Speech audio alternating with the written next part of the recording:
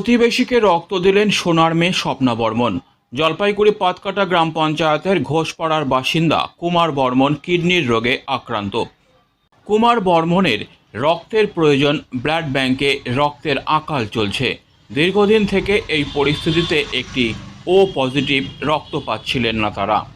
এরপরেই কুমার বর্মনের পরিবার জানতে পারে তাদের প্রতিবেশী এশিয়াডে সোনাজয়ী খেলোয়াড় স্বপ্না বর্মনের ও পজিটিভ রক্ত।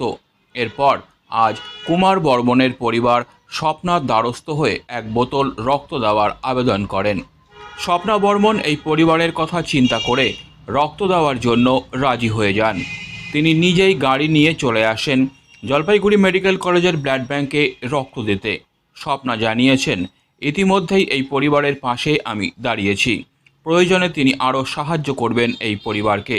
রক্ত পেয়ে কিছুটা হলেও স্বস্তিতে অসুস্থ কুমার বর্মনের পরিবার। স্বপ্না ব্লাড ব্যাংকে কেন? ব্লাড ব্যাংকে ওই রক্ত দিতে এসেছি অ্যাকচুয়ালি।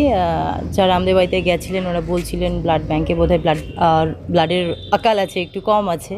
তো আমার কাছে গেছিলেন রিকোয়েস্ট করার জন্য। আমরা যতটুকু পেরেছি হেল্প করেছি ওই পরিবারকে। তো উনি শেষে বলছিলেন যে একটু ব্লাডটা দিলে ভালো হতো। অলরেডি আমার দাদা দিয়েছে একবার, ওই ফ্যামিলির মানুষ যারা যিনি অসুস্থ ওনাকে দিয়েছেন। তারপর আবার ওনার দরকার পড়েছিল, দেন আমি আজকে দিলাম অ্যাজ এ প্রতিবেশী হিসেবে। আমার ও পজিটিভ। কি পেশেন্ট ছিল?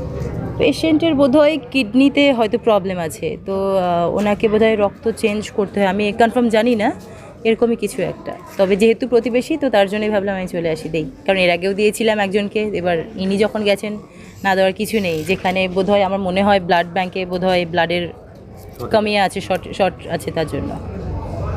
ধন্যবাদ। Delhi World Public School Siliguri campus is located at Ambari, which reflects a vibrant modern style with all the latest facilities.